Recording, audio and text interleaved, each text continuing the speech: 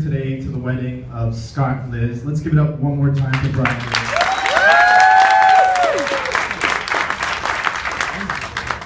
For those of you who don't know, my name is Jimmy. I am the host for this evening. I'm Scott's brother, and I'm also his best man for today. All my such a great crowd. Go, Jimmy! Oh, man. All my favorite people are here today. My Uncle Randy was able to make it. My Aunt Marika's here. My cousins Sean and Robbie are here. My cousin Robbie is the youngest of my cousins. And, Robbie, I'm talking to you right now, actually. Growing up, I never understood why old people, they always feel the need to pinch your cheeks or to tell you how cute and adorable you are and pat your head. But now that I'm older, I get it. I understand why. Because I saw Robbie earlier today, and I was like, oh my God, Robbie's so cute. He looks so cute. I just want to pinch your cheeks and buy you chocolate. The older I get, the more I turn into my Oma. My Oma and my Opa are also here today. Hi, Oma. Hi, Oma. Opa looks really good, by the way, Oma. Like, really, really good. Yeah. Let me guess. You dressed him, didn't you? How did I know? I would like to thank Scott and Liz for putting together this fantastic evening here tonight. Yes, thank you. Thank you very much, guys. Liz, growing up, I always wanted to have a sister. And the truth is that you felt like my sister for a long time now. And it feels so good that as of today it's official. Liz, you're my sister. And Good luck, Liz. I'd also like to welcome luck with that. Liliani and Joe and Richard into our family. You guys probably already know this, but we absolutely adore Liz. We all think the world of Liz, and I personally couldn't be happier that she's marrying my brother Scott, or as I call him, Scooter. Scooter Magooter. When Scott asked me to be his best man, I was honored. Scott, we go back a long time, you and I. I first met Scott when I was only 85 minutes old. I was at the hospital, and I thought to myself, so that's my brother. And I also thought, wow, what a cool Sesame Street t-shirt he's got. I gotta get me one of those. And, I was going through a rough time that day. I was a little disheveled and obviously and understandably missing my mother's womb. But I found comfort in my relationship with my big brother, Scott. Scott and I quickly became close. I have fond memories of Scott teaching me things about life, various facts about astronomy, as well as how to play chess or how to play Monopoly. And Scott knows I often had a temper growing up. When I lost at games, I didn't take it well. I'm ashamed to admit it, but I've broken a few Monopoly boards in my day.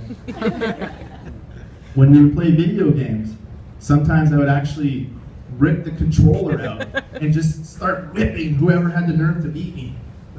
And I remember Scott, being the mature big brother that he was, would always say things to calm me down. He'd say stuff like, "What the hell is wrong with you?" Or, "Do you have a mental problem?"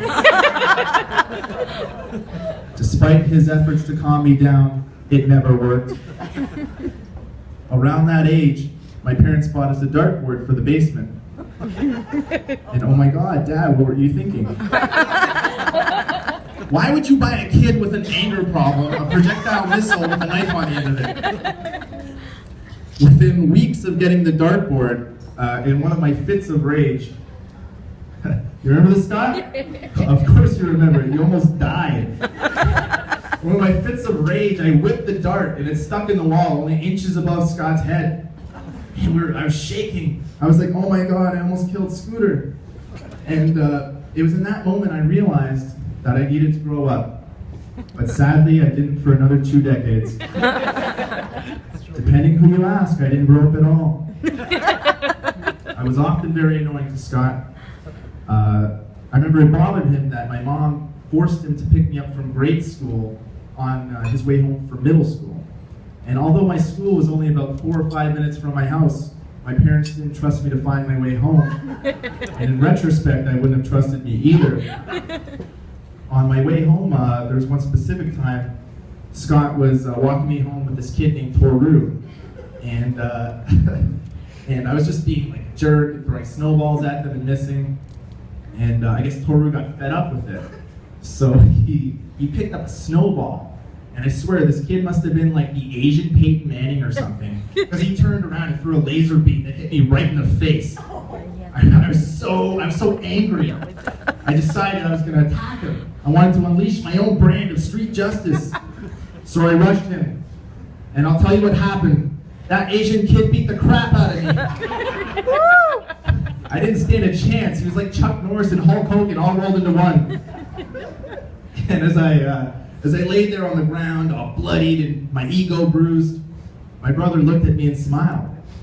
And he said, "That's what you get for being an idiot."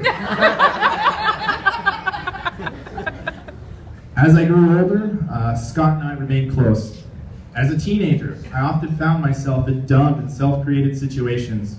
So I'd often seek out Scott's help to keep my parents from finding out. I'd go to Scott and say, "Scott, how do you repair a dent in a car?" Or, "Scott, how do you fix a hole in the wall?" Or I'd call him in the morning and be like, "Scott, I woke up in a bus shelter, can you pick me up?" Scott always had my back. You've always had my back. Except for the time you let Toru beat the crap out of me. But that's in the past now. And because you helped me and taught me so much, I will always be there for you and my beautiful new sister, Liz. You were a great brother to me growing up, and I'm very grateful that I had you in my life. What I'm trying to say is, I truly love you, Scooter. And if everyone could please raise their glasses in a toast to the bride and groom. May the rest of your lives together be filled with joy. May you treat each other always with dignity and respect. May you find comfort in each other's arms. May you always try to be the best you can for yourselves and each other. May all the love and kind wishes that are in this room tonight forever bless your marriage. True love is a bond that can never be broken. I'm here today to congratulate you guys on finding that unbreakable bond. Cheers. Cheers. First course to be served shortly, guys. Enjoy each other's company.